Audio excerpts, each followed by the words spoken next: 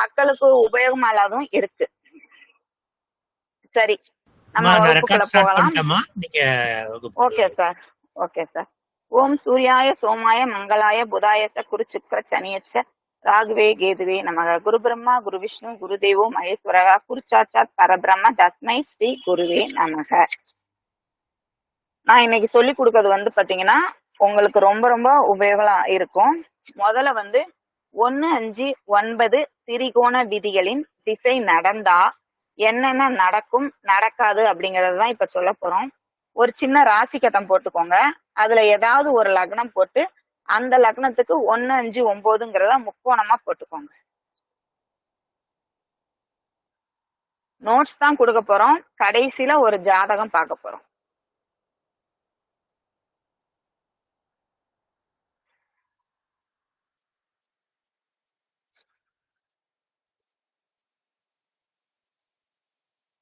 போட்டாச்சா?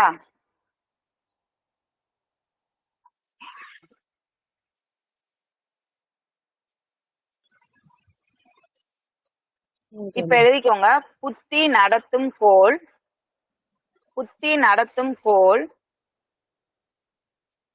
1, 5, 9 இருக்கும் போது ஏற்படும் பலன்கள். 1, 5, 9 நிற்கும் போது ஏற்படும் பலன்கள்.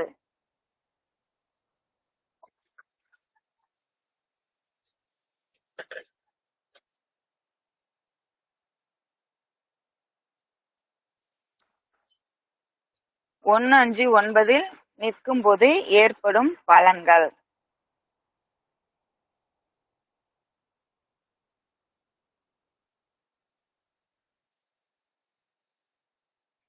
இந்த நேரத்துல ஒரு கேள்வி கேக்குறாங்க. இந்த ஜாதகருக்கு ஆரோக்கியம் நல்லா இருக்குமா அப்படின்னு கேள்வி கேக்குறாங்க. 1, 5, 9 இயங்கும் போது அந்த ஜாதகருக்கு ஆரோக்கியம் நல்லா இருக்கும் அப்படின்னு நீங்க தைரியமா பதில் சொல்லலாம். கற்பனை திறன் நன்றாக இருக்கும். 5 செயல்படும் போது கற்பனை திறன் நன்றாக இருக்கும்.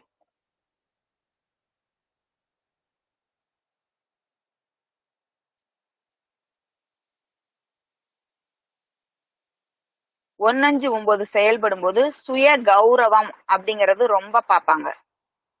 சுய கௌரவம்,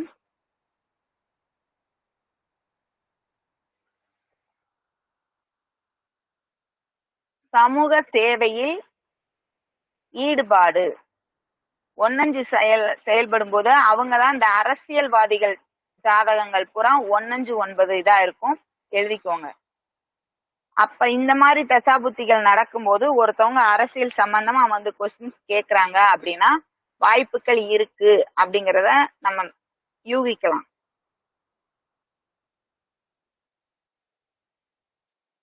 பாரம்பரியம் மாறாத தன்மை. பாரம்பரியத்தை பின்பற்றுவாங்க இவங்க. பாரம்பரியம் மாறாத தன்மை.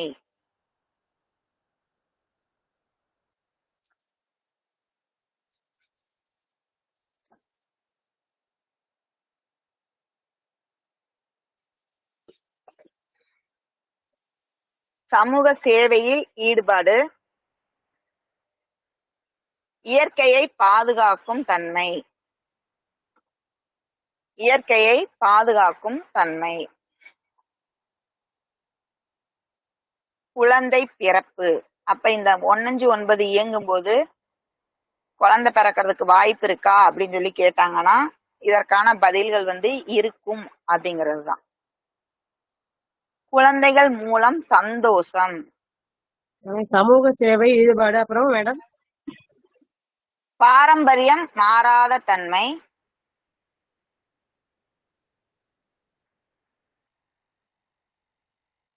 இயற்கையை பாதுகாக்கும் தன்மை. குழந்தை பிறப்பு. குழந்தைகள் மூலம் சந்தோஷம். காதல் வயப்படுதல். உல்லாச செலவு. கொஞ்சம் மெதுவா சொல்லுங்க. ஓகே. இயற்கையை பாதுகாக்கும் தன்மை எழுதிட்டீங்களா? எழுதிட்டேன் மேடம். குழந்தை பிறப்பு.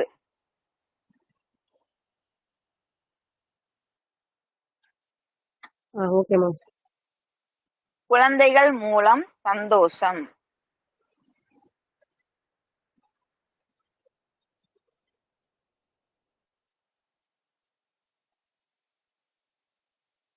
இப்ப பேரண்ட் வந்து நம்மகிட்ட ஒரு ஜாதகம் பார்க்க வர்றாங்க. அப்ப அந்த குழந்தைக்கு வந்து 1-9 தசாபுத்திகள் ஓடுது. நமக்கு ஏற்கனவே ஜாதகத்துல தெரியும் அந்த பொண்ணுக்கு வந்து காதல் இருக்கா இல்லையாங்கிறத 5, 7, 9ஆம் அதிபதிகள் சம்மதத்தை வச்சு நம்ம பார்ப்போம்.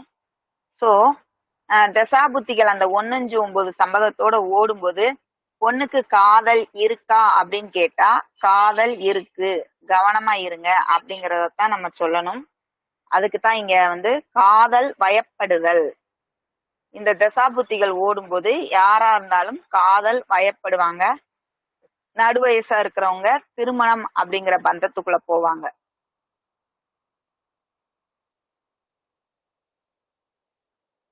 உல்லாச செலவு, நல்லா செலவு பண்ணுவாங்க. 1-9 தசாபுத்தி ஓடுறவங்க நல்லா செலவு பண்ணுவாங்க.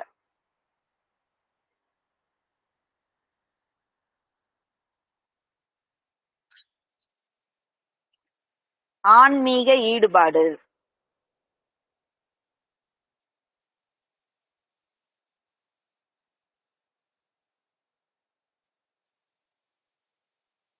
தர்ம சிந்தனை.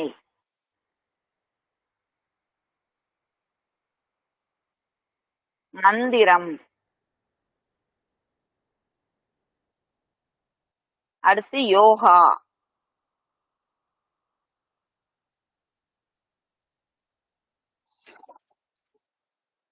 வேலை இல்லாமல் சும்மா இருத்தல். வேலை இல்லாம சும்மா இருத்தல். பொருளாதார சிந்தனை இல்லாது இருத்தல். அப்ப யார் வேலை இல்லாம ஊர் சுத்துவாங்கன்னு தெரியுதா? யாராவது ஒரு ஆள் சொல்லுங்க. யார் வேலை இல்லாமல் வெட்டியா ஊர் சுத்துவா? 1-9 இயங்குறவங்க. வேலைக்கு போகவே சோம்பேறித்தனப்படுவாங்க. பொருளாதார சிந்தனை இல்லாது இருத்தல்.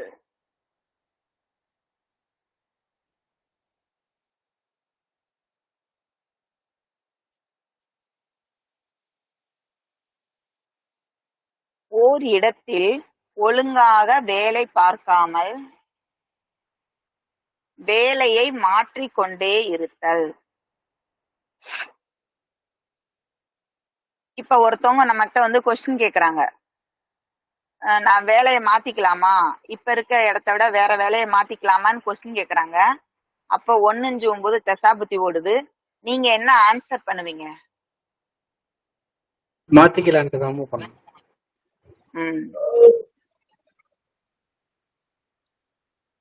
அதே மாதிரி கடன் அடைத்தல். இந்த இடத்துல ஏன் கடன் அடையுது? 1-9 தான் ஓடுது. ஊதாரித்தனமா சுத்துறாங்க, ஒழுங்கா வேலைக்கும் போக மாட்டாங்க. ஆனா இந்த இடத்துல கடன் அடையும். எப்படி? மேடம் 6க்கு 5ஆம் பாவம் இயங்குதுங்க மேடம். கரெக்ட். இதத்தான் யூகிக்கணும். இந்த மாதிரி யூகிச்சுக்கிட்டீங்கன்னா உங்களுக்கு பலன் சொல்ல ஈஸியா இருக்கும். அதுக்கு அடுத்தது கடன் கிடைக்காமல் அவதிப்படுவாங்க. மேம் 6 எப்படி சார் எடுத்தாரு? 6 வராது இல்லைங்களா? 1-5 இயங்கும் போது 1-5-9 என்பது 2-6-10 இயங்காது.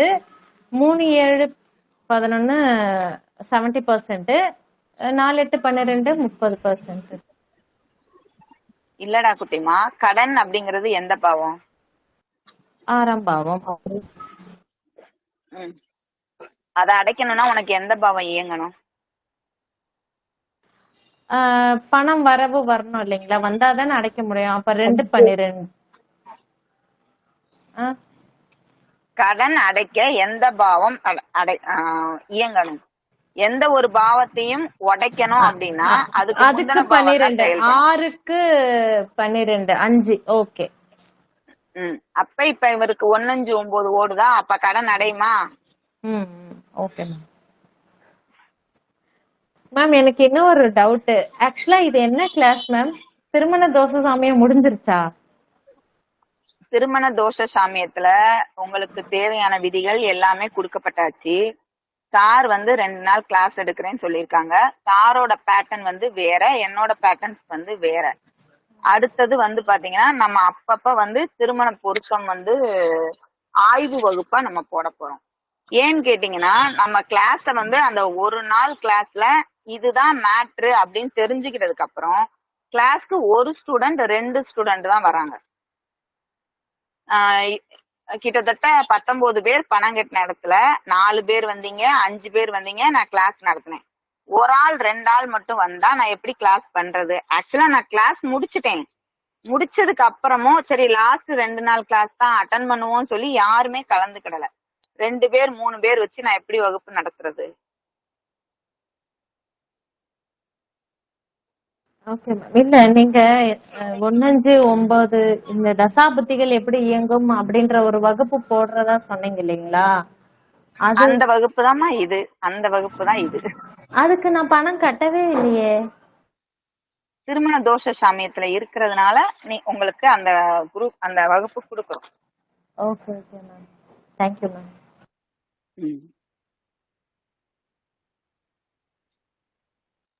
ஓரிடத்தில் ஒழுங்காக வேலை பார்க்காமல் வேலையை மாற்றிக்கொண்டே இருப்பார்கள். கடன் அடைத்தல், அதுக்கடுத்து கடன் கிடைக்காமல் அவதிப்படுதல். கடன் கிடைக்காமல் அவதிப்படுதல். வேலை செய்யும் இடத்தில் மேல் அதிகாரிகளிடம் அடிபணியாத தன்மை. இந்த 1-9 நடக்கிறவங்க வந்து பாத்தீங்கன்னா தான் தான் எந்த இடத்துலயும் தலைவனா இருக்கணும்னு ஆசைப்படுவாங்க. இவங்க எந்த ஒரு இடத்துலயும் தலை குனிஞ்சு போக மாட்டாங்க. சோ அது இவங்கள்ட்ட உள்ள ஒரு மைனஸ். பணத்தை விரயம் பண்ணுவார்கள். பணத்தை விரயம் பண்ணுவார்கள்.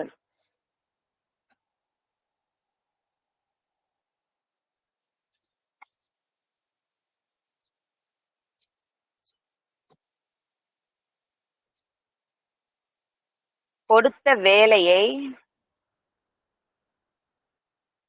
சரியான வேலையை கச்சிதமாக முடித்து தர மாட்டார்கள்.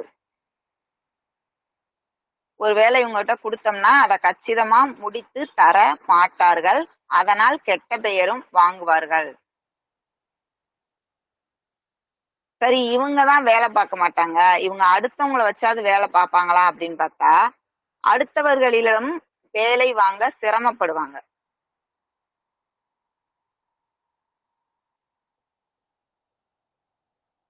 அடுத்தவர்களிடமும் வேலை வாங்க சிரமப்படுவார்கள்.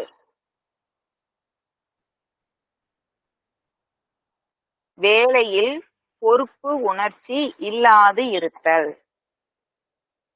வேலையில் பொறுப்புணர்ச்சி இல்லாது இருத்தல்.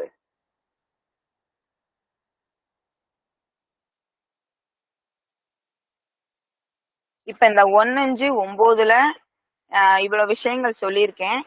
இந்த விஷயங்கள்ல உங்களுக்கு ஏதாவது டவுட்ஸ் இருந்துச்சுன்னா ஒரு தடவை உங்களோட நோட்ஸை வந்து திரும்ப போய் பாருங்க. ஒரு 25 பாயிண்ட்ஸ் கொடுத்துருப்பேன். இந்த 25 பாயிண்ட்ஸ் வந்து உங்ககிட்ட கேக்குறாங்க, கடன் அடையுமான்னு கேக்குறாங்க. அடையும் பதில் சொல்வீங்க. கடன் இவனுக்கு கொடுக்கலாமா அப்படின்னு சொல்லி அவன் ஜாதகத்தை வச்சு ஒருத்தவங்க கொஸ்டின் கேட்பாங்க. அப்ப கடன் கொடுக்க கூடாது அப்படின்னு சொல்லணும். அதுக்கடுத்து இவர் வேலைக்கு போயிட்டு சரியா வேலைக்கு போக மாட்டிக்காரு, இனிமேலாவது போவாரா அப்படின்னு கேட்டா நம்ம ஆன்சர் இதுல இருக்க ரூல் படி கொஞ்சம் மைண்ட்ல 25 விதி பதிக்கிறீங்கன்னா கண்டிப்பா வந்து 20 விதி மனசுல இருக்கும். அதை வச்சு ஈஸியா பலன் சொல்லலாம். இப்ப 1-5-9 என்பது அறம், சட்டம், ஒழுங்குமுறைக்கு உட்பட்டது. எழுதிக்கோங்க. 1-5-9 என்பது சட்டத்துக்கு புறமான வேலைகள் செய்ய மாட்டாங்க, சட்டத்துக்கு உட்பட்டுதான் இருப்பாங்க, ஒழுக்கத்தோட இருப்பாங்க. அப்ப இந்த தசாபுத்திகள் நடக்கும்போது வந்து ஒரு ஜாதகர் வந்து தவறான வழியில போக மாட்டாங்க அப்படிங்கறதையும் யூகிச்சுக்கோங்க. இதுல ஏதாவது டவுட்ஸ் இருக்கா உங்களுக்கு?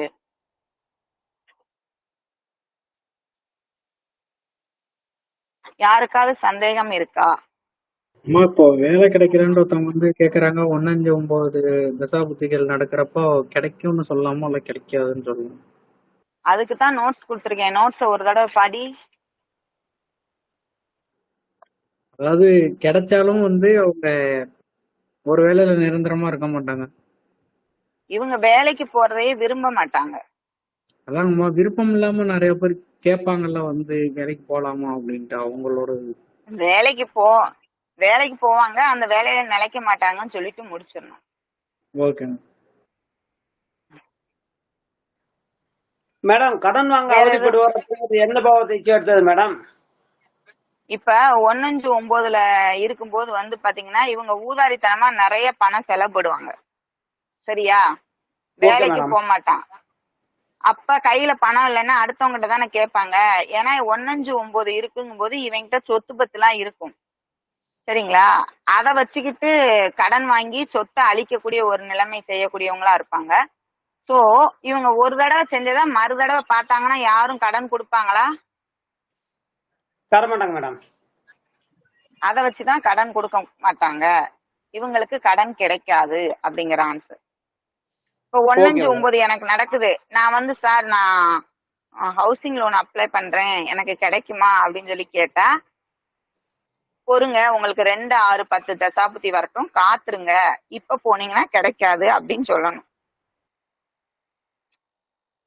இப்ப உதாரணத்துக்கு எல்லாரும் ஒரு ராசி கட்டம் போடுங்க.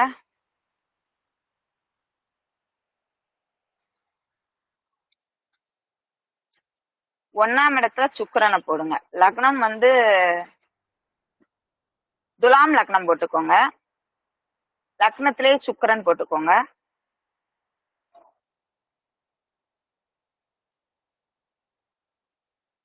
சூரியனை சிம்மத்துல போடுங்க.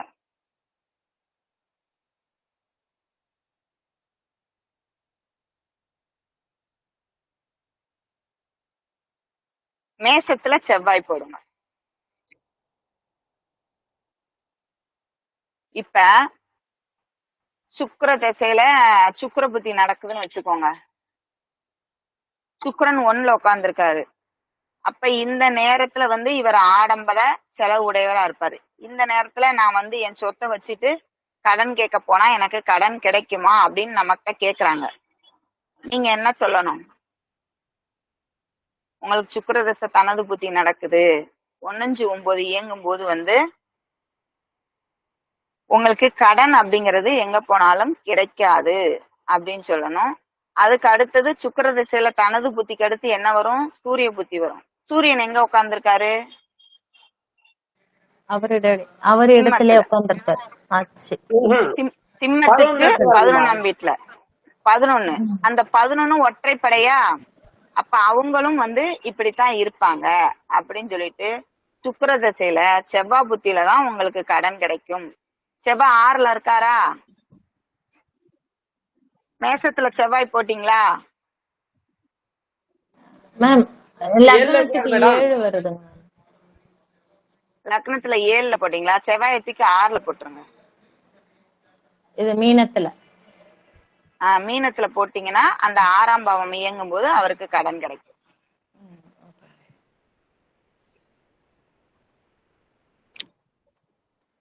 இது மாதிரி வேற எதுவும் உதாரணம் வேணுமா? நீங்களாவே போட்டு பார்த்து தெரிஞ்சுக்கிடுவீங்களா? ஒரு உதாரணம் சொல்லுங்க. இப்ப கடனுக்கே சொல்லவா இல்ல வேற எதுக்காவது காதல் கல்யாணத்துக்கு சொல்லவா? அந்த கடனுக்கும் சொல்லுங்க, காதல் கல்யாணத்துக்கும் சொல்லுங்க. நிறைய பேருக்கு அந்த காதல் Okay. தோல்விகள் ஏற்படுது இல்லைங்கம்மா, அதுவும். நான் அது நிறைய அஸ்ட்ரோ டாக்ல வச்சிருக்கேன், நான் எடுத்து தரேன். சரிங்க. இது ராசி கட்டம் போட்டுக்கோங்க.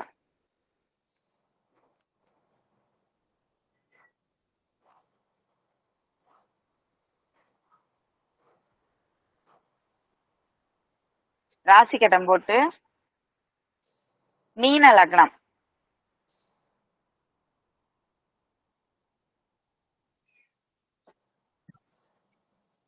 வாய்ஸ் கிளியரா வரல மேம். மீன லக்னம் கேக்குதா? மீன கேக்குது மேடம். லக்னம். ம்.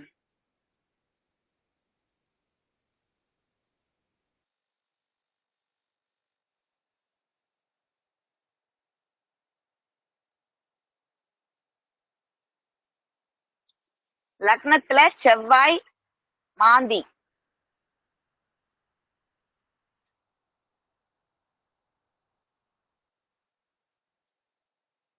ரிஷபத்துல மேஷ குரு. லக்னமா? மேஷ லக்னமா? ஆமா மீனம் மீனம் மீனம் மீன மீன லக்னம். மீன லக்னம் லக்னம், லக்னத்துல செவ்வாய் மாந்தி. செவ்வாய் மாந்தி. ஓகே. குரு வந்து ரிஷபத்துல இருக்காரு. 5ஆம் இடத்துல சுக்கிரன் இருக்காங்க. கடகத்துல 6ஆம் இடத்துல 6ஆம் இடத்துல சூரியன் கேது. சிம்மத்துல சூரியன் கேது. 7ஆம் இடத்துல சந்திரன் புதன்.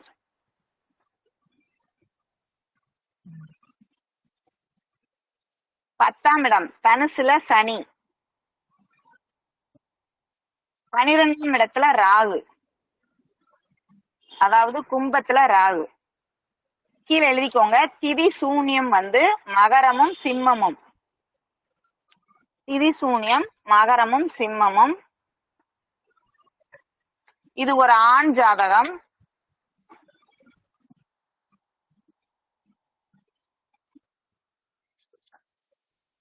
இது ஒரு ஆண் ஜாதகம்.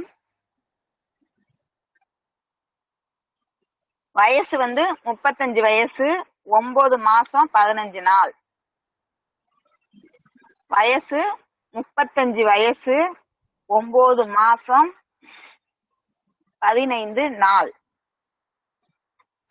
நடப்பு திசை குரு தசை சூரிய புத்தி.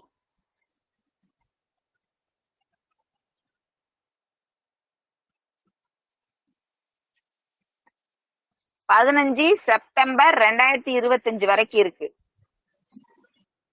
15 செப்டம்பர் 2025 வரைக்கும் இருக்கு. இப்ப எல்லாருமே இத கரெக்டா எழுதிட்டீங்களா? எழுதிட்டீங்கன்னா தம்ஸ் அப் கொடுங்க.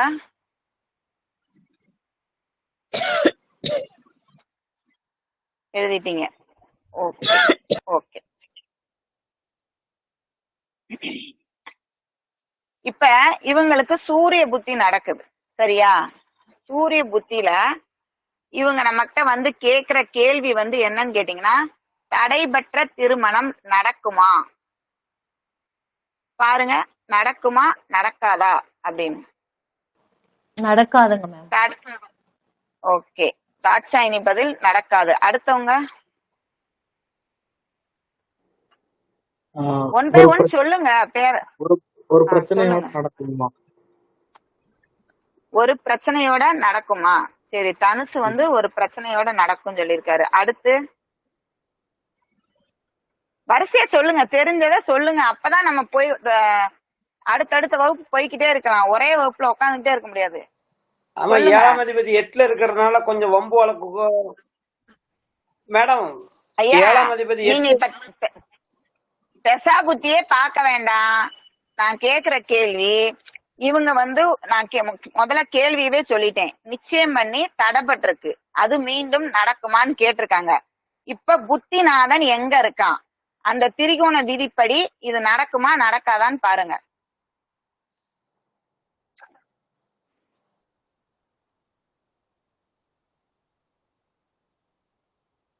சண்முகநாதன் சார், நடக்குமா நடக்காதா? கீதா மேம்? நடக்காது மேம். இளங்கோவன் சார்? மேம் நடக்காது மேம். ஓகே. ராஜசேகர் சார்? நடக்காது. ஓகே. இன்னொருத்தவங்க யாரும் ஹேண்ட் ரைஸ் பண்ணிருக்காங்க, இவங்க பேர் தெரியலையே சார். ஹேண்ட் ரைஸ் பண்ணிருக்கீங்க, எடுத்து விட்டு ஆன்சர் சொல்லுங்க. மேடம் நடக்காது மேடம். ஓகே. இதுல வந்து தனுஷ் மட்டும்தான் பிரச்சனைக்கு அப்புறம் நடக்கும் அப்படின்னு சொல்லியிருக்காப்ல. அதாவது நான் அதுக்காக தான் சூரிய புத்தி வந்து 15 பிப்ரவரி 2025 வரைக்கும் அப்படின்னு சொல்லியிருக்கேன். இந்த ஜாதகத்துல அடுத்து சந்திரன் எங்க இருக்குன்னு பாத்தீங்கன்னா, சந்திரன் வந்து 7ஆம் வீட்டுல இருக்குது. சந்திரன் வந்து 7ஆம் வீட்டுல இருக்குது. அப்ப பெண் வீட்டுக்காரங்க வந்து இந்த ஆமா சந்திரன் வந்து 8ஆம் வீட்டுல இருக்கு. சார் கரெக்ட் தானா? 8ஆம் வீடு தானா?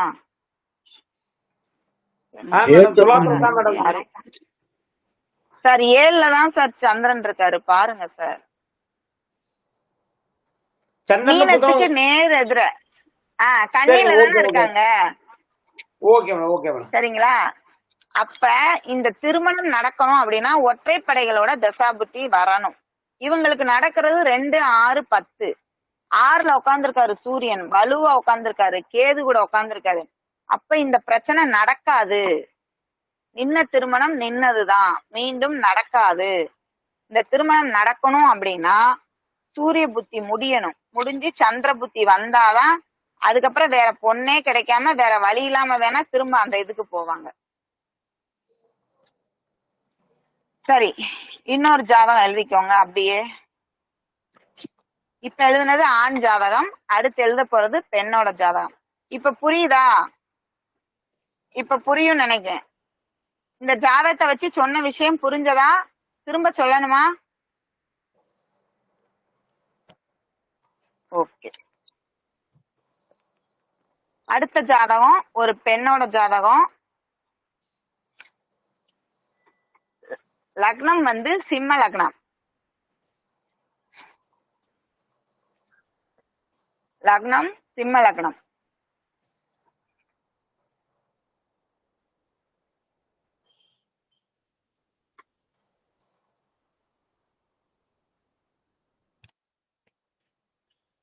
நாலாம் இடத்துல சந்திரன், அதாவது விருச்சிகத்துல சந்திரன். மகரத்துல சனி ராகு. மகரத்தில் சனி ராகு. மகரத்தில் சனி ராகு. அடுத்து 8ஆம் இடத்துல செவ்வாய், கும்பத்துல செவ்வாய்.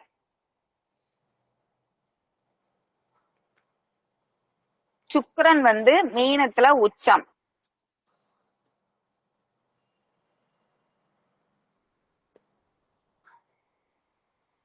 மேசத்துல சூரியன் புதன்.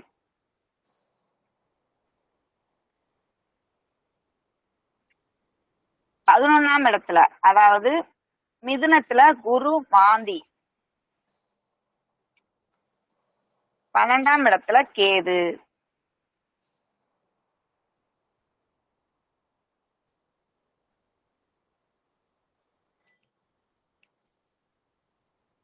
இப்போ நடப்பு தசா புத்தி புதன் தசையில குரு புத்தி. புதன் திசையில் குரு புத்தி 28 அக்டோபர் 2025 வரைக்கும் இருக்கு. 28 அக்டோபர் 2025 வரைக்கும் இருக்கு.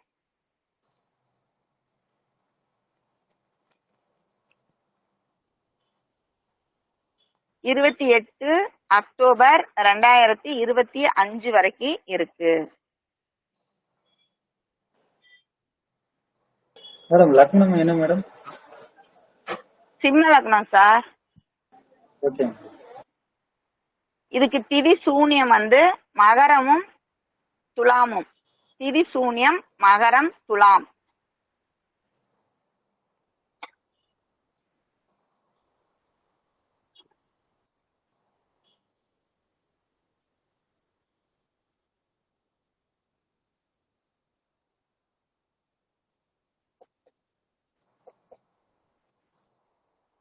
இப்ப புதன் திசையில குரு புத்தி. குரு எங்க இருக்காரு?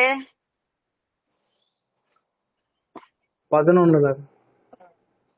11ல இருந்தா எந்த பாவம் இயங்கும்? 3, 7, 11. இப்ப இதே பொண்ணு நமக்கு ஒரு கேள்வி கேக்குறா, என்னோட தடைபெற்ற திருமணம் நடக்குமா, அவங்க வருவாங்களா அப்படின்னு சொல்லி ஒரு கேள்வி கேக்குறா. சரியா? இந்த பெண்ணுக்கு வந்து 7ஆம் இடத்துல செவ்வாய் நடக்கும். அது நடக்குமா நடக்காதாங்கிறத நம்ம கொஞ்சம் ஜாதகத்தை யூகிச்சுட்டு தான் சொல்லணும். இங்க வந்து குரு வாங்கியிருக்க காலு திருவாதிரை, ராகு கால்ல நிக்கிறாங்க. ராகு வந்து ஏமாற்றுக்காரகம், சரிங்களா? ராகு அமர்ந்த இடம் அப்படின்னு பாத்தீங்கன்னா 6ஆம் இடத்துல அமர்ந்திருக்காரு. அப்போ இந்த பிள்ளைக்கு நம்ம சொல்ல வேண்டிய பதில் என்ன அப்படின்னு கேட்டீங்கன்னா, உனக்கு திருமணம் நடக்கும், உனக்கு நடக்கிறதுக்குரிய தசாபுத்தி தான் இருக்கு, ஆனா போன மாப்பிள்ள வரமாட்டான் அப்படின்னு சொல்லணும். அது எப்படி எடுக்கிறதுனா, புத்திநாதன் எந்த கால்ல நிக்கிறான், அந்த அதிபதி ஒற்றை பாவ சம்பந்தத்துல இருக்கானா இரட்டை பாவக சம்பந்தத்துல இருக்கானான்னு பாக்கணும். இங்க குரு யாரு கால்ல நிக்கிறாரு? திருவாதிரை, ராகு. ராகு வந்துட்டாலே ஏமாத்திட்டான்னு அர்த்தம். அப்ப அந்த பிள்ளை ஏமாந்துருச்சு முதல் விஷயத்துல அப்படின்னு. புரியுதா? திரும்ப குரு மிதுனத்திலயா? ஆமா, சொல்லும் போது எழுதலையா? நீதானே குரு 11ல, குரு 11லன்னு தர கரெக்டா சொன்ன. சொல்லு தாட்சாயினி. மேம் இப்ப இந்த பெண் ஜாதகத்துல பாருங்க, 2-11 கூடியவர் வந்து 9ல இருக்காரு இல்லைங்களா? 2-11 11 சுக்கிரன், புதன் தானே? அதுதாங்க மேம். 2-11 கூடிய புதன் 9ல இருக்காரு இல்லைங்களா? அப்ப இந்த பொண்ணுக்கு இந்த திருமணம் நின்னு போனது ஒரு நல்ல விஷயம் தானே? அதத்தான் நம்மளும் சொல்லணும். இந்த திருமணம் நின்னது உனக்கு ஒரு நல்ல விஷயம் அப்படிங்கறத சொல்லணும். அந்த பொண்ணு வந்து இதையே நினைச்சு கொஞ்சம் வெக்ஸ் ஆகும். நம்ம தான் இல்ல இது உனக்கு நின்னது நல்லது அப்படிங்கறத புரிய வச்சுட்டு, உனக்கு அவளுக்கு இந்த குரு புத்திக்குள்ளேயே கல்யாணம் ஆகுறதுக்கு வாய்ப்புகள் இருக்கு. ரிஷபத்துல இருக்க குருவும் குடும்பஸ்தானத்தை பாக்குறாரு. அதே மாதிரி அவருடைய 6ஆம் இடம் அப்படிங்கிற இடத்தையும் பாக்குறதுனால பிரச்சனைகளை வந்து அப்படியே அமுக்கி கல்யாணம் அடுத்து அந்த பிள்ளைக்கு வேற கல்யாணம் முடிஞ்சிடும். ஆனா அதே மாப்பிள்ள வருவானா அப்படிங்கிற கேள்விக்கு 3-7-11 நடக்குது, 1-5-9 இயங்குது அப்படிங்கறதுக்காக வர்றான் அப்படிங்கிற வார்த்தையை சொல்லிடக்கூடாது. 3-7-11 நடக்குது, இந்த பிள்ளைக்கு நல்லதுதான் நடக்கணும். புரியுதுங்களா? சரி, நிக்கிற கால்களை ஒரு முறை ஆராய்ச்சி பண்ணிக்கணும். அப்படிங்கிற முறையில கால்களை ஆராய்ச்சி பண்ணிக்கோங்க. அடுத்தது போலாமா? போலாமா?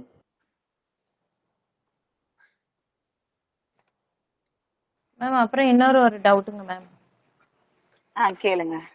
ஆண் ஜாதகத்துல திதி சூன்யம் வந்து மகரமும் சிம்மமும் இல்லைங்களா மேம்? இப்ப அது அப்ப அந்த திதி சிம்மத்துல இருந்துதான் வந்து புத்திநாதன் இருக்காரு. அப்போ திதி சூன்யம் ஆனதுனாலதான் இந்த ஜாதகருக்கு திருமணம் நின்னு போச்சு இல்லைங்களா மேம்? அதுவும் ஒரு காரணம் எடுத்துக்கலாம். அதுவும் ஒரு காரணம். இன்னைக்கு நான் மரணத்துக்காக கொண்டு வந்த ஜாதகமே இந்த திதி சூன்யம் வச்சுதான் கொண்டு வந்திருக்கேன். அடுத்தது போலாமா? இன்னும் வேற எதுவும் பாக்கணுமா இதுல? அந்த ஒற்றைப்படை ராசிகள் இரட்டைப்படை ராசிகள் பத்தி அந்த இது சொன்னீங்க, அது அப்படியே இதுவாச்சு. ஒற்றைப்படை ராசி இரட்டைப்படை ராசிங்கிறது 1, 3, 7, 9, 11 ஒற்றைப்படை ராசி. இரட்டைப்படைங்கிறது 2, 6, 10, 4, 8, 12 இவைகள் தான். இது வந்து திரிகோண அடிப்படையில வந்து 1-5-9, 2, 6, 10, அதற்கு அடுத்ததான் 3, 7, 11, 4, 8, 12 அப்படின்னு சொல்லி பிரிக்கிறோம். பொதுவா 1-5-9 இயங்குறவங்க வந்து சுகவாசிகள். அவங்க வந்து பாத்தீங்கன்னா வேலை செய்ய பயப்படுவாங்க அப்படிங்கிறாங்க, ஒரு கேட்டகரி 1-5-9. ஆனா வந்து பாத்தீங்கன்னா ஊர்ல பெரிய மரியாதை, மாலை மரியாதை எல்லாம் இவங்களுக்கு தான் நடக்கும். இது எல்லாமே வந்து பாத்தீங்கன்னா இவங்களோட சுய முயற்சியால வந்ததா இருக்காது. அவங்க தாய் தந்தைய சம்பாதிச்சு அவங்க கொடுத்துட்டு போன மரியாதைக்கான சேர்ல இவங்க போய் இன்னைக்கு உட்காருவாங்க. இதுதான் உண்மை. இந்த 1-5-9 வலுத்து இருக்க ஜாதகர்களோட ஜாதகங்கள்ல பாத்தீங்கன்னா தெரியும், அவங்க உழைச்சி சம்பாதிச்சிருக்க மாட்டாங்க. சரி, அடுத்தது 2-6. மேடம் 1-5-9 சொன்னீங்க. ஏதாவது ஒரு இடம் வளர்த்துருந்தா போதுங்களா மேடம், இல்ல 3 இடமும் வளர்த்துருக்கணுங்களா மேடம்? ஐயா, ஒருத்தன் 1-5-9 வலுத்துருச்சுனாலே அந்த ஜாதகர் ரொம்ப மேல்நிலையில இருப்பாங்க. அவங்க குடும்ப ரீதியா, பூர்வ புண்ணிய ரீதியா அந்த ஊர்ல பேர் போன குடும்பமா இருக்கும். இதுல 1ஆம் இடமோ 5ஆம் இடம் 9ஆம் இடத்துல ஏதாவது ஒண்ணு மைனஸ் ஆகும்போது அதுக்கு தக்க அவங்களோட தரங்கள் குறைந்து சமூகத்துல மதிக்கப்படுவாங்க. Okay madam, okay madam. அடுத்தது 2-6-10. 2-6-10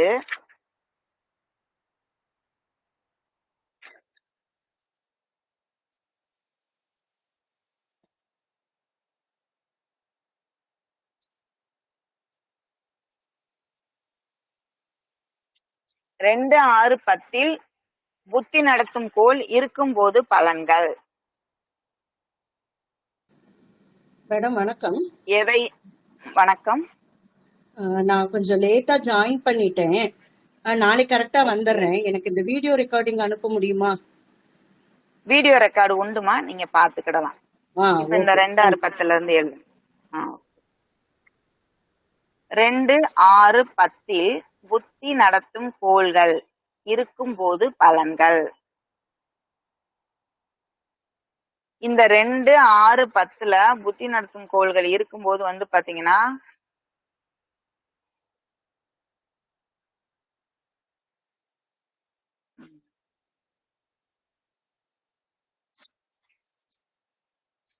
எதையும் பணம் ஆக்கும் திறமை. எதையும் பணம் ஆக்கும் திறமை.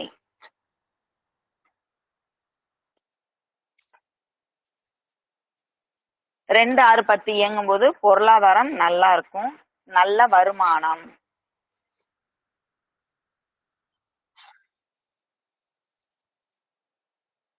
அடுத்தவங்களோட பணம் இவங்க கையில புரளும், அடுத்தவர்களின் பணம் இவர்கள் கையில் புரளும்.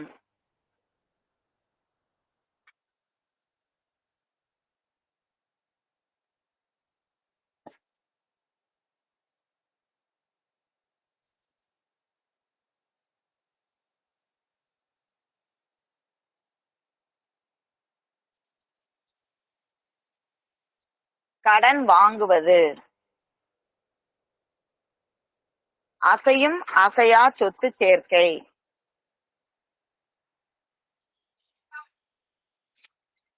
அசையும் அசையா சொத்து சேர்க்கை.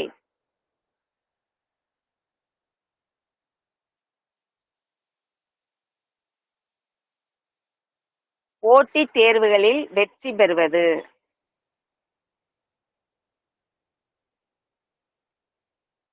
ஒழுங்காக வேலைக்கு செல்வது.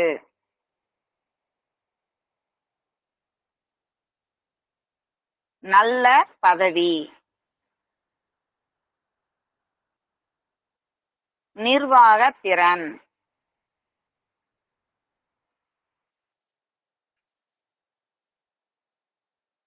பதவி உயர்வு.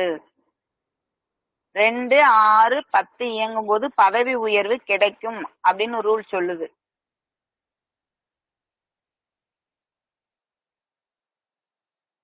நல்ல வேலைக்கு தேர்வு எழுதி அதில் சேர்வது.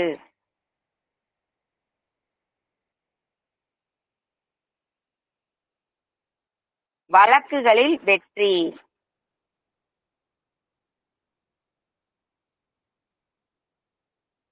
அரசியல் அதன் மூலம் பதவிகள். அரசியல் அதன் மூலம் பதவிகள். அப்ப 2-6-10 இயங்கும் போது ஒரு அரசியல்வாதி கேக்குறாங்க அப்படின்னா அவங்களுக்கு அதன் மூலம் பதவி, பணம், பொருள் வரும் அப்படிங்கிறது நம்ம இதுல இருக்கு. அதனால அது சம்பந்தமா வரும்போது இத ஆராய்ச்சி பண்ணி பலன் சொல்லுங்க. வெகுமதி மற்றும் சன்மானங்கள்.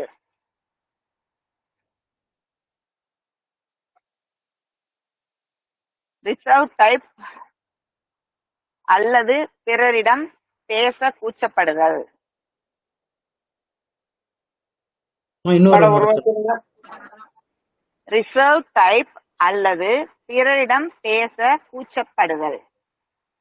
2-6-10 நடக்கும்போது இவங்க பிறர்கிட்ட பேச கூச்சப்படுவாங்களாம்.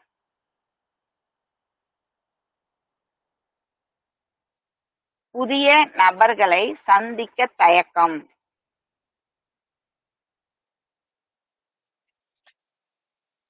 2-6-10 நடக்கும்போது ஒரு புதிய டாக்குமெண்ட் பதியலாமா அப்படின்னு சொல்லி கேட்டாங்கன்னா அதுல பிரச்சனை இருக்காங்கிறத நல்லா பாருங்கன்னு சொல்லணும். ஏன்னா பதிவுகள் மூலம் பிரச்சனை வரும். அதாவது டாக்குமெண்ட்டை கரெக்டான நேரத்துல கரெக்டா இது பண்ணாம பதியும் போது பிரச்சனை வரும். 2-6-10 போட்டிருக்கு.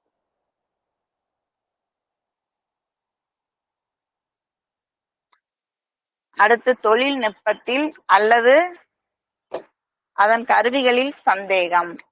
என்னங்க ஒரு நிமிஷம் இங்க வாங்க. என்ன சொன்னாங்க டாக்டர்? சரி டாக்டர் அம்மா என்ன சொன்னாங்க? அதே மாதிரி அடிச்சுட்டு போனா அடுத்த மாசம் வரும்போது ஒரு கிலோ குறைஞ்ச மாதிரி இருக்கும். நல்லா சாப்பிட கழுவி சாப்பிடலாம் அப்படின்னு கேட்டு.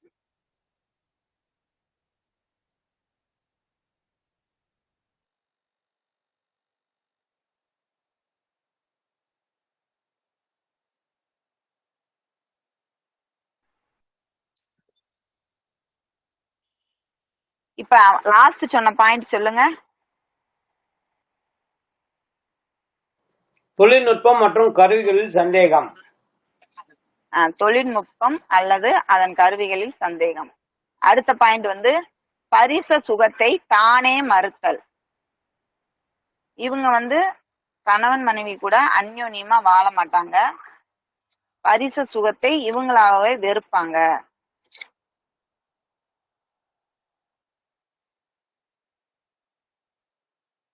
இவங்க கூட சேர்ந்து கூட்டாளிகளை ஏமாற்றுவாங்க. கூட்டாளிகளை ஏமாற்றுதல்.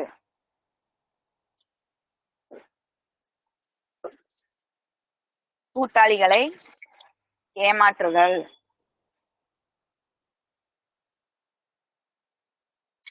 திருமண தடை.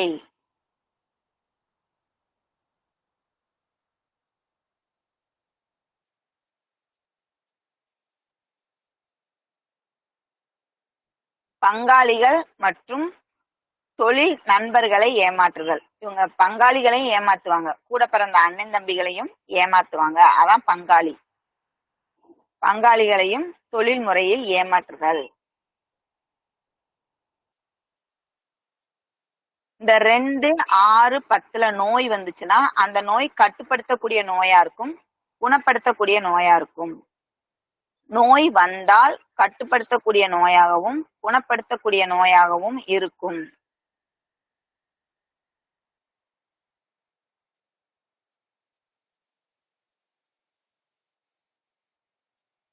நோய் எதிர்ப்பு திறன் குறைதல். இவங்களுக்கு உடம்புல நோய் எதிர்ப்பு திறன் குறைவா இருக்கும்.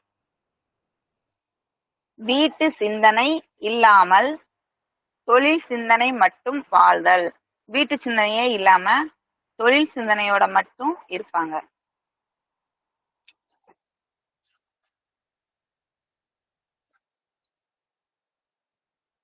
வீட்டு சிந்தனை இல்லாமல் தொழில் சிந்தனை மட்டுமே இவர்களுக்கு அதிகமாக இருக்கும்.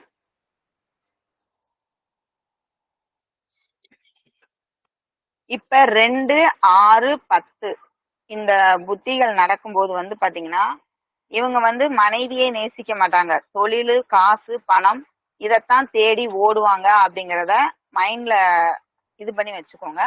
அப்போ அங்க 6 இயங்குறதுனால மனைவி கூட சரியான தாம்பத்திய உறவு, பேச்சுவார்த்தை இதெல்லாம் இல்லாதனால இந்த நேரத்துல விவாகரத்து பிரச்சனைகள் வரும். அப்ப 2-6-10 இயங்கும் போது விவாகரத்து பிரச்சனைகள் வரும்.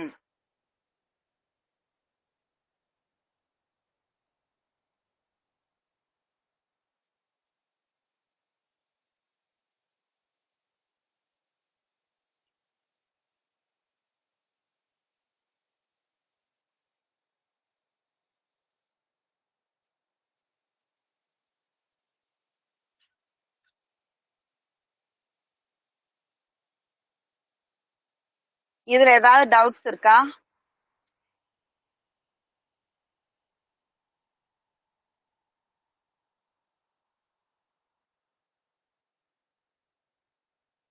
யாருக்காவது டவுட்ஸ் இருக்கா?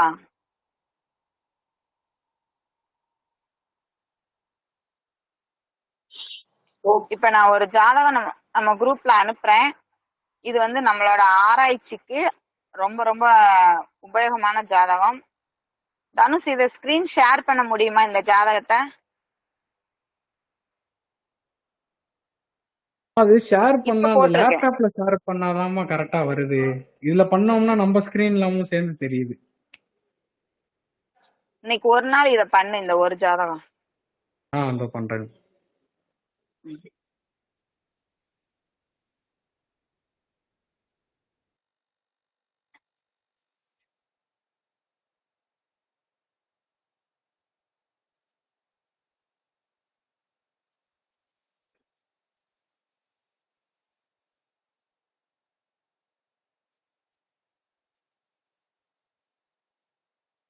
இன்னும் வரலங்க எனக்கு. நம்ம குரூப்ல போட்டிருக்கேன், உனக்கு தனியா அனுப்பல. நம்ம திருமண தோஷ சமய குரூப்ல போட்டிருக்கேன்.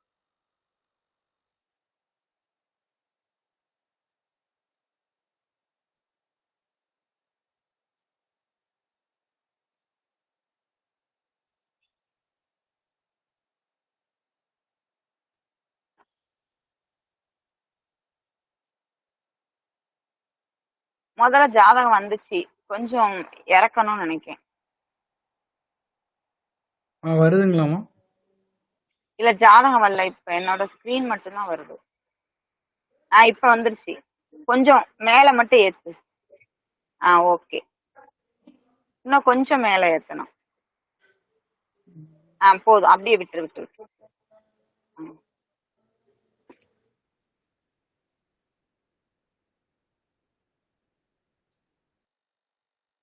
தெரியல, தெரிஞ்சது இப்ப கட் ஆயிடுச்சு.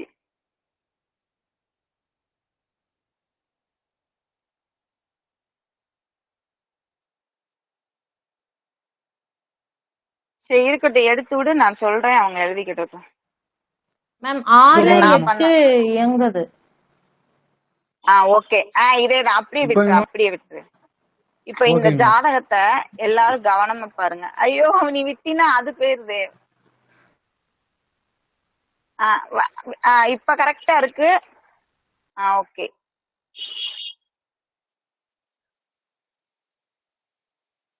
இந்த ஜாதகரோட நிலைமை என்ன அப்படின்னு நம்மளால இந்த ஜாதகருக்கு இப்ப நம்ம எடுக்க வேண்டியது ஆயுள் கணக்கு. இந்த ஆயுள் கணக்குல வந்து நம்ம வந்து ஒரு சில மிஸ்டேக்ஸ் பண்ணிருக்கோம். அந்த மிஸ்டேக்ஸ புரிய வைக்கிறதுக்காண்டிதான் இந்த ஜாதகம் கொண்டு வந்திருக்கோம். நம்ம எப்பயும் ஆயுள் எடுப்போம்ல, லக்னாதிபதி இவரோட லக்னாதிபதி யாருடா? சுக்கிரன் மேம்.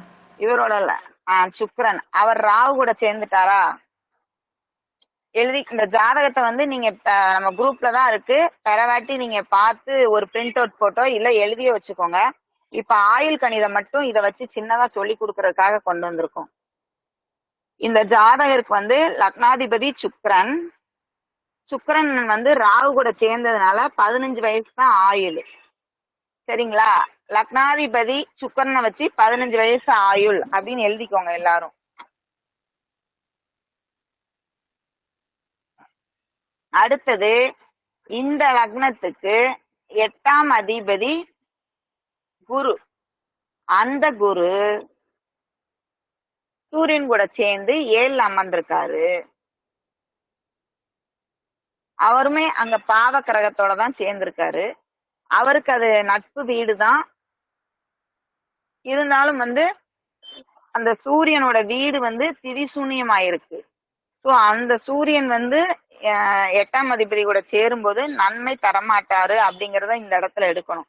அப்ப இந்த இடத்துல திரிசூன்யத்தை வச்சும் ஆயில் எடுக்கணும் அப்படிங்கறது முடிவு பண்ணிக்கோங்க. அந்த மாதிரி எடுக்கும்போது வந்து பாத்தீங்கன்னா இதுக்கு ஒரு 15 வயசு தான் வருது.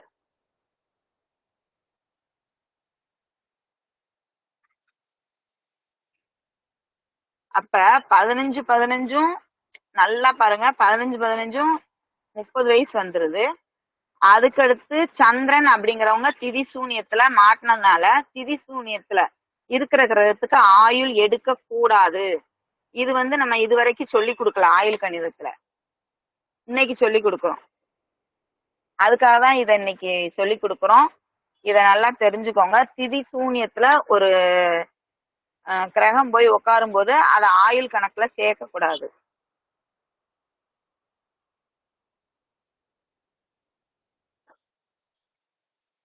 அதற்கடுத்தது சனி. சனி ஆட்சியா இருக்காரு, ஆனா செவ்வாயால பார்க்கப்படுறாரு. அதுவும் திதிசூனிய வீட்டுல இருந்து செவ்வாய் பார்க்கப்படுறாரு. அதனால இங்க சனிக்கு ஆயுள் குறைச்சி நம்ம மதிப்பு எடுத்துக்கிடலாம். இங்கேயும் ஒரு 15 போட்டோம்னா 45 வயசு வரும். எழுதுறீங்களா? Yes madam. கேக்குறீங்களா? எழுதிட்டு இருக்கிறேன் மேடம். ஓகே. இப்ப என்ன இங்க ஒரு ரிஸ்க் அப்படிங்கறத காட்டுறதுக்காண்டி தான் இதை எடுத்துட்டு வந்திருக்கேன்.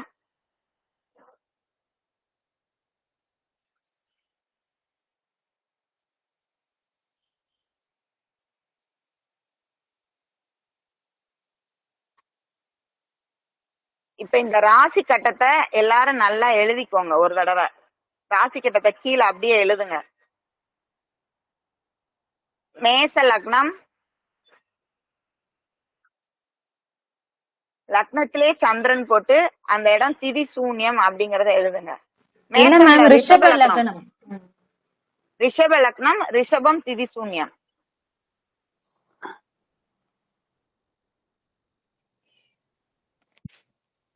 ரிஷப லக்னம், ரிஷபம் திதி சூன்யம். அதுக்கு அடுத்தது சிம்மம், சிம்மத்துல செவ்வாய்.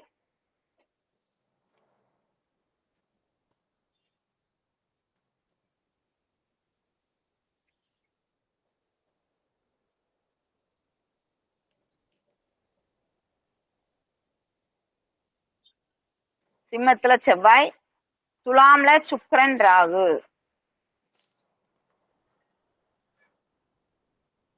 விருச்சிகத்துல சூரியன் குரு. 7ஆம் இடத்துல புதன்.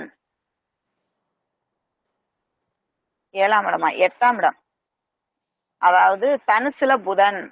அடுத்து மகரத்துல மாந்தி, கும்பத்துல சனி, மேசத்துல கேது. இப்ப சனிய வந்து செவ்வாய் பாக்குறாரு, அதுவும் திதிசூனிய வீட்டுல இருந்து பாக்குறாரு. செவ்வாயோட பார்வை அப்படிங்கிறது வந்து பாத்தீங்கன்னா 12. அப்ப அந்த 12ஆம் பார்வை அப்படிங்கிறது சனிக்கு ரொம்ப இதா கிடைக்கும் போது இங்க சனி வந்து ரொம்ப ரொம்ப வலுவிழக்கிறார். அதனால இந்த சனிக்கு வந்து ஆயுள் எடுக்கலாமா எடுக்க கூடாதா அப்படிங்கிற ஒரு குழப்பமே வருது. அதுக்கு இந்த பையனோட ஜாதகத்துக்குள்ள போய் பார்த்தோம் அப்படின்னா, இந்த பையனோட 7ஆம் இடம் 8ஆம் இடம் ஒரு ஆய்வு பண்ணுங்க. ஆயுள் கணக்கு உங்களுக்கு என்னென்ன தோணுதுங்கிறத அப்படியே சொல்லுங்க.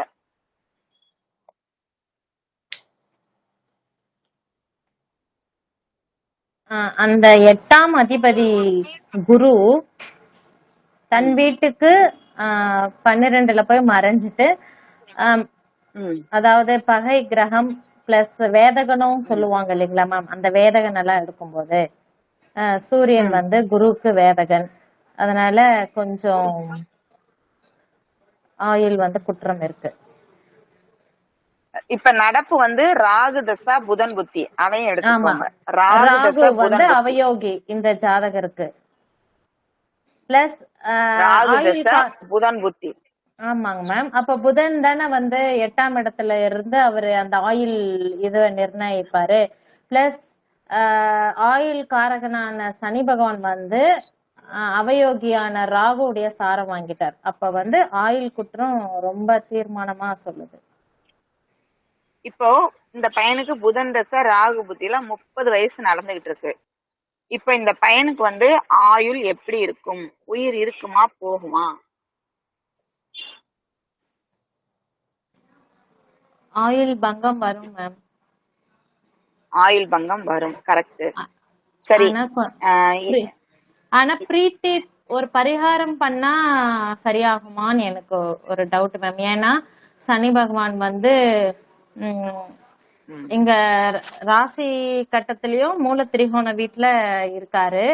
பிளஸ் இங்க வந்து அம்ச கட்டத்துல பாத்தீங்கன்னா அதுலயும் சனி பகவான் வந்து ஆயுள் காரகனான சனி பகவான் வந்து தன்னுடைய வீட்டுல ஆட்சி பெற்று ஆஹ் சந்திரனோட இருக்கிறாரு இல்ல மேம். அதனால ஏதாவது பரிகாரம் பண்ணா தப்பிக்க வாய்ப்பு இருக்குமான்னு கேக்குறேன். அதாவது இந்த மூன்று ஜாதகருக்கு கூடியவர்ல வந்து பாத்தீங்கன்னா இந்த சந்திரன் அதனால ஜாதகருக்கு குரு முயற்சி. வந்து இந்த ஜாதகருக்கு குரு 8-11 சரிங்களா? அப்ப பொதுவா 7ல் குரு வர்ற ஜாதகருக்கு நம்ம என்ன சொல்லுவோம்? விவாகரத்து கல்யாணம் இல்லைன்னா திருமணம் லேட் அப்படின்னு சொல்லுவோமா? ஆமாங்க மேம். சொல்லுவோமா சொல்ல மாட்டோமா? சொல்லுவோம். சரியா? குரு வந்து இங்க புத்திரத்துக்கும் காரகர். சரிங்களா? அப்போ இந்த இடத்துல இவருக்கு எந்த விதமான நோய் வந்திருக்கும் அப்படின்னு நம்ம யோசிக்கணும். இந்த இடத்துல யோசிக்கும் போது வந்து பாத்தீங்கன்னா இந்த 8ஆம் இடத்துக்குரிய குரு வந்து 7ஆம் இடத்துல உட்கார்ந்துருக்காரு. அப்ப குரு சம்பந்தமான நோய்கள் 6ஆம் இடம் சம்பந்தமான நோய்கள் தான் இருக்கணும். இப்ப நடப்பு வந்து ராகு தசா புதன் புத்திங்கும் போது 8ஆம் இட கிரகம் சம்பந்தமான நோய் தான் இருக்கணும். அந்த 8ஆம் இட கிரகம் சம்பந்தமான நோயோ அது கூட சேர்ந்த கிரகம் சம்பந்தமான நோய் தான் இவருக்கு இருக்கணும். நம்ம வந்து நோய் பாவகம் இனிமேல் தான் பார்க்க போறோம். இருந்தாலும் அடிப்படையில எல்லாருக்குமே கொஞ்சம் தெரிஞ்சிருக்கும். சூரியன் வந்து எதுக்கு அதிபதி? உடம்புல எந்த பாவத்தை குறிப்பார் சூரியன்? தலை. அடுத்து இருதயம். இருதயம். இருதயம் சொன்னது யாரு? இருதயம் சொன்னது யாரு? இருதயம் தான் கரெக்ட். ஏன்னா குரு கூட இருதயம் தான் சேர்ந்திருக்கு. சோ இவர் வந்து மாரடைப்புல இறந்துட்டாரு.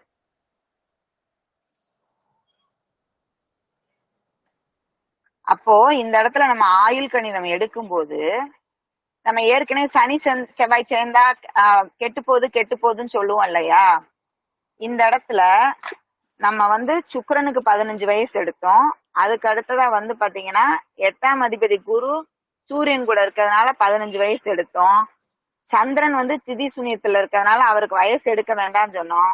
இங்க சனியும் செவ்வாயும் சேர்ந்தாலும் அந்த இது கெட்டு போச்சுன்னு சொல்லி சனிக்கும் ஆயுள் எடுக்க கூடாது.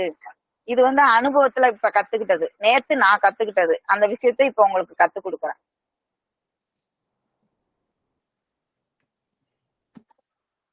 புரியுதா? இன்னொருக்க சொல்லணுமா?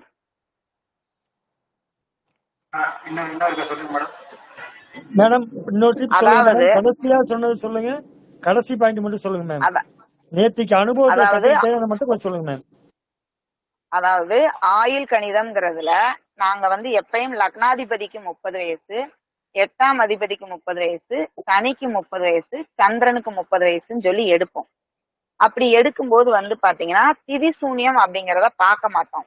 ஆனா நேத்து அனுபவத்துல கத்துக்கிட்டதுல திதி சூன்யம் அப்படிங்கிற ஒரு இதுல அந்த கிரகம் சிக்கிச்சுன்னா அந்த கிரகத்துக்குரிய வயசு அவுட் அப்படிங்கறத கத்துக்கிட்டோம்.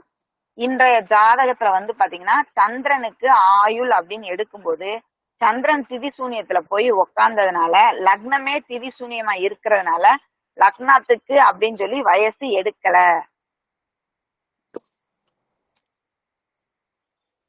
லக்னம் கெட்டு போச்சு. திதி சூன்யம் வந்ததுனால லக்னம் கெட்டு போச்சு. அதனால லக்னாதிபதிக்கு வயசு எடுக்கல, 0. அதுக்கடுத்து 8ஆம் அதிபதி. 8ஆம் அதிபதி புதன் குரு 7ஆம் இடத்துல வந்து உட்கார்ந்துருக்காரு. அதுவும் யாரு கூட அப்படின்னா சூரியன் கூட.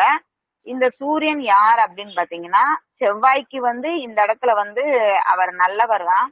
இருந்தாலும் வந்து பாத்தீங்கன்னா ரிஷப லக்னத்துக்கு சூரியன் வந்து 4ஆம் அதிபதி. அந்த இடம் வந்து திதி சூன்யம் ஆயிருக்கு. சோ திதி சூன்ய கிரகம் வந்து 7ஆம் இடத்துல உட்கார்ந்துருக்கும் போது திதி சூன்ய வேலையை செய்யும். அப்படிங்கறதுனால இங்க இந்த குருக்கு 8ஆம் இடத்துலயும் வயது அப்படிங்கறது எடுக்க கூடாது. அப்ப முதல்ல 0, 8ஆம் அதிபதிக்கு 0. அடுத்து வந்து சனி வந்து பாத்தீங்கன்னா முழுக்க முழுக்க செவ்வாயால பார்க்கப்படுறாரு. இங்க சனி செவ்வாய் பார்வைகள் இருக்குதுங்கிறதுனால இங்கேயும் ஆயுள் அப்படிங்கிறது குறையுது. அப்ப இங்க குறையும் போது வந்து பாத்தீங்கன்னா ஆயுள் அப்படிங்கறது குறையுது அப்படின்னா நம்ம தோராயமா ஒரு 20, 10 குறையுதா 20 குறையுதாங்கிறதுல நம்மளாத்தான் அந்த ஆயுள் எடுப்போம். சோ அது ஒரு 20ன்னு கணக்கெடுத்தாலும் அடுத்து சந்திரனை வச்ச ஆயுள், சந்திரனும் திரிசூனிய வீட்டுல போய் உக்காந்துருக்காரு. சோ இவன் சனி 15 சந்திரன் 15 கொடுத்தாலும் 30 வயசுதான். இந்த பையனுக்கு ராகு தசை புதன் புத்தி ஓடுது. இந்த ராகு தசை புதன் புத்தி ஓடும்போது அவங்க பொதுவாவே ராகு தசை புதன் புத்தி நீங்க பாக்குற ஜாதகங்கள்ல ஏதாவது ஒரு கண்டங்களை கொடுக்கும் அப்படின்னு நேத்து குறிப்புல நான் தெரிஞ்சுக்கிட்டேன். சோ அதனால ஆயுள் கணக்கு எடுக்கும் போது திதி சூனியங்களையும் பார்க்கணும். புரியுதா?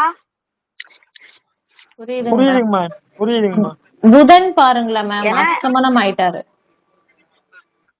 அதனால இவங்களுக்கு வந்து ஆயுள் கணக்கு எடுக்கும்போது ரொம்ப ரொம்ப கவனமா இருக்கணும். பொதுவா ஒருத்தவங்களுக்கு பலன் சொல்ல போறோம் அப்படின்னு சொன்ன உடனே இப்ப உதாரணத்துக்கு எடுத்தோம்னா புதன் வந்து 8ஆம் இடத்துலதான் இருக்காரு. நான் வந்து ஒரே வாரத்துல மருத்துவமனையில தங்கி ட்ரீட்மெண்ட் எடுக்க வேண்டிய ஒரு சூழல் வரும் அப்படின்னு சொல்லி திரிகோண விதிப்படி சொல்றேன். அப்பதான் சொல்றாங்க ஆளே இல்ல அப்படின்னு. அதுக்கப்புறம் தான் வேகமா புதன் யாரு கால்ல நிக்கிறாருன்னு பாக்கேன். புதன் கேது கால்ல நிக்கிறாரு. அப்ப உயிர் பிரிஞ்சிருச்சு. 12ஆம் இடம்ங்கிறது உயிர் போற இடமா, அதனால உயிர் பிரிஞ்சிருச்சு அப்படிங்கறது தெரிஞ்சுக்கிட்டோம். அதுக்கப்புறம் தான் நான் வந்து தூக்கு போட்டிருப்பாங்கன்னு நினைச்சேன் கேது சம்பந்தம் வந்ததுனால. அதுக்கப்புறம் என்னோட குருநாதர் தான் சொன்னாங்க, இல்ல 8ஆம் அதிபதி கூட குரு சம்பந்தப்பட்டிருக்காங்க. இது இந்த பையனுக்கு நல்லா கவனிச்சுக்கோங்க, கல்யாணம் முடியாம குழந்தை பெத்துக்காம இருந்திருந்தா இவன் ஆயுளோட இருந்திருப்பான். ஏன்னா அந்த இடத்துல 5ஆம் அதிபதி சூரியன். அவங்க அப்பா இறந்து போயிருந்திருக்கணும், கல்யாணம் முடிக்காம இருந்திருக்கணும், குழந்தை பெறாம இருந்திருக்கணும்.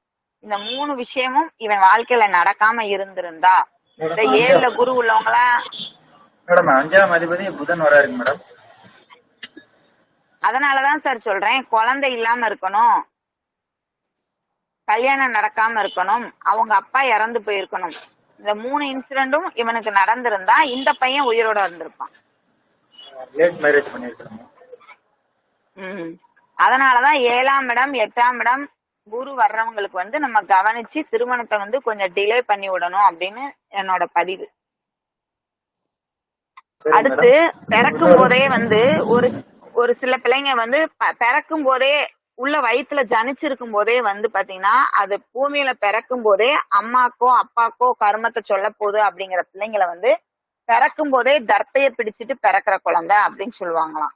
அந்த குழந்தையோட ஜாதகம் நாளைக்கு நம்ம ஆய்வு பண்ண போறோம். இந்த ஜாதகத்துல உள்ள டவுட் இப்ப கேளுங்க. இப்ப அந்த 7ல குரு இருக்கிறவங்க ஒண்ணு தாமத திருமணம், அப்படி இல்லைன்னா காதல் திருமணம் பண்ணிட்டாங்கன்னா அந்த தோஷம் குறைஞ்சிருமா? காதல் திருமணம் அப்படிங்கறது 5-7 சம்பந்தத்தினால வர்றதுப்பா. அதாவது அந்த 7ஆம் இடத்துல இருக்கிற அந்த குரு வந்து 6-8 சம்பந்தம் இல்லாம கனெக்டிவிட்டி இல்லாம இருந்தாருன்னா பிரச்சனை இல்லை. இவங்களுக்கு 8 கனெக்டிவிட்டி இருக்கு இல்லையா? இல்லங்க மேம், இந்த ஜாதகத்துக்கு கேட்கல, பொதுவா கேக்குறேன். விரைவா திருமணம் ஆனா காதல் திருமணம் இல்லாட்டி மதம் மாறி 6-8 சம்பந்தம் இல்லைன்னா பிரச்சனை இல்லைங்கிறத நான் சொல்றேன். Okay okay. அங்கேயும் 6-8 சம்பந்தம் வந்தா பிரச்சனை வரும். குரு 12ஆம் இடத்துல அதாவது 7 நிக்கிறதுங்க மேடம். அவருக்கு வந்து அசுபரோட நிக்கிறாரு, திரிசூனியத்தோட நிக்கிறாருங்க சேர்த்து. அவருக்கு வந்து ஒரு மார்க் வந்து ஒரு 15 மார்க் கொடுக்கலாங்களா அவருக்குங்க? அவர் வந்து அதுதான் சார், இங்க பாதகாதிபதியோட நிக்கிறதுனால அவருக்கு 15 மார்க், சந்திரனுக்கு 15 மார்க் கொடுத்தாலும் 30 வயசு. லக்னாதிபதி முழுசா கெட்டிட்டான். லக்னம் திதி சூன்யம் ஆயிடுச்சு. சனி செவ்வாய் நேர் பார்வை. சரி சரி. இப்ப மார்க் வந்து லக்னாதிபதிக்கு மட்டும்தான் மார்க்குங்க. ராகுவோட நிக்கிறாருங்க, அதனால வருவாது வருங்க இல்ல மேடம். ராகுவோட நின்னுட்டாரு, அவரோட வீடு திதிசூன்யம் ஆயிடுச்சு, அதனால அவருக்கு மார்க் கொடுக்க வேண்டாம். சரி மேடம். Okay okay. சரிங்களா? மேடம் அதுக்கு அடுத்து 8ஆம் அதிபதி சொல்லுங்க. 8ஆம் அதிபதி 7ல போயிட்டாருங்க. அந்த திதி சூனிய வீட்டோட அதிபதியோட சேர்ந்து இருக்கிறதுனால அவர் ஆயுள் முடிஞ்சு போச்சு அப்படின்னு எடுத்துக்கலாங்களா மேடம்? அதுதான், அதுவும் அந்த திதிசூன்யம் வந்து அந்த 8ஆம் அதிபதி கூட சேரும்போது ஆயுள் பாதிப்பை உண்டு பண்ணுதுங்கிற மெயின் பாயிண்ட புரிஞ்சுக்கோங்க. திதிசூன்யம் வந்து பேசாது, திதிசூன்யம் ஒண்ணுமே இல்ல அப்படின்னு சொல்லுவான். ஆனா அந்த திதிசூன்ய அதிபதி அட்டமாதிபதி கூட சேரும்போது உயிரை புடுங்குறாங்கிறத இங்க புரிஞ்சுக்கோங்க. செவ்வாய் 4ஆம் பார்வையா பாக்குறாரு மேடம். அந்த சூரியன் நிக்கிற காலம் பாத்தீங்கன்னா கேட்டையில இருப்பாரு. அதேதான் சார். அதே மாதிரி செவ்வாய் வந்து பாத்தீங்கன்னா மக நட்சத்திரத்துல நின்னு சனிய பாப்பாரு. மகம் வந்து கேதுவோட நட்சத்திரம். கேது 12ல உயிரை புடுங்குற இடத்துல இருக்காரு பாருங்க. Okay madam, okay madam. அதான் மேடம், செவ்வாய் 4ஆம் பார்வையே சூரியனும் குறியும் பாக்குது. அப்ப வந்து இன்னும் அதிகப்படியான பாதிப்பு மேடம். அதான் புதன் நட்சத்திரத்துல இருந்து வேற பாக்குறாங்க. 8வது இடத்துல இருக்க கிரக சாரத்துல இருந்தே வந்து அவங்க குருவை பாக்குறாங்க. நாடி முறையில குருதான் ஜாதகர் அப்படிங்கறதுனால இந்த குருவை எல்லா கிரகங்களும் பாக்குறதுனால அவருக்கு வந்து இந்த இறப்பு ஏற்பட்டிருக்கு. இன்னொரு வாட்டி நல்லா ஆய்வு பண்ணி பார்த்தோம்னாலும் நல்லா ஆய்வு பண்ணி பார்த்தோம்னா அதாவது இந்த திரிகோண விதிகள் இல்லாம எடுத்தோம்னா திரிகோண விதிகள் அதுக்காக தான் கொடுத்திருக்கேன். உங்களோட அவங்கவுங்க விதிகள் படி ஆய்வு பண்ணி குழுவுல போடுங்க. இவங்களுக்கு எதனால உயிர் பிரிஞ்சிச்சுன்னு உங்க ஒவ்வொருத்தர் தாட்லயும் என்னென்ன பதில் உரைக்குதோ அதை நம்ம குரூப்ல ஷேர் பண்ணுங்க. சரிங்களா? அதாவது 8ஆம் வீட்டுல இருக்கிற புதன் வந்து அஸ்தமனம் ஆயிட்டார். அது ஒரு மேஜர் டிராபேக் மேம் புத்திநாதன். ஏன்னா புதன் அந்த வீட்டுல புதன் நிக்கும் போது வந்து பாத்தீங்கன்னா யாரடா கெடுக்கன்னு நினைச்சிட்டு தான் நிப்பாரு. குரு வந்து மகனை ஏத்துக்குவாரு, ஆனா புதன் வந்து அவரை ஏத்துக்கவே மாட்டாரு. அப்ப அந்த இடத்துக்கு வந்த புதன் வந்து குருக்கு என்ன தீமை பண்ணலாம் அப்படிங்கறத மட்டும்தான் யோசிப்பாரு. ஆமா, குரு வந்து இந்த ஜாதகருக்கு மாரகாதிபதி வேற. ஆமா, கோச்சார ரீதியா அந்த சந்திரன் மேல லக்னத்துக்கு குரு வந்து எனக்கு தெரிஞ்ச முறையில நான் ஷார்ட் அண்ட் ஸ்வீட்டா சொன்ன ஒரு விஷயம் என்ன அப்படின்னு கேட்டீங்கன்னா, 8ஆம் அதிபதி திதிசூன்ய அதிபதியாகிய சூரியன் கூட சேர்ந்து 7ல அமர்ந்தது ஒரு கெடுதல். அதே மாதிரி அந்த சூரியனும் புதன் சாரத்துல அமர்ந்தது அதை விட கெடுதல். புதனும் குருவும் ஒரு இடத்துல எப்படி ஒன்னா இருப்பாங்க? அதனாலதான் இந்த இடத்துல ஒண்ணு அப்பா மண்டையப்படணும், இல்ல மகன் மண்டையப்படணும். புரியுதா?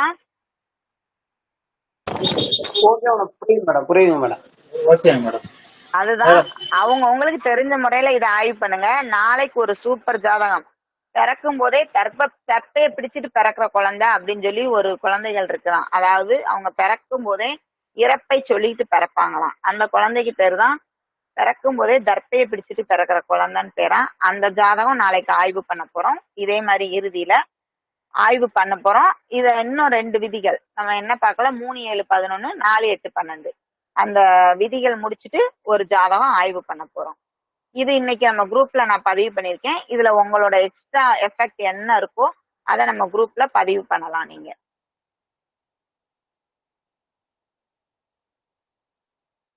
அதுக்கப்புறம் திங்கட்கிழமை நம்மளோட மருத்துவ ஜோதிட வகுப்பு ஆரம்பமாக இருக்கு. ஃபீஸ் கட்டாதவங்க மருத்துவ ஜோதிடத்துக்கு பணம் கட்டிக்கோங்க. சோழி பிரசன்னம் மட்டும் புதன்கிழமை ஆரம்பம். ஒரே டேட்ல தான் ஆரம்பமா இருந்தது. சொல்லுங்க மேம். இந்த ஜாதகத்துல 4, 8, 12 அதாவது சூரியனும் புதனும் 4, 8, 12 இயக்குறாங்க.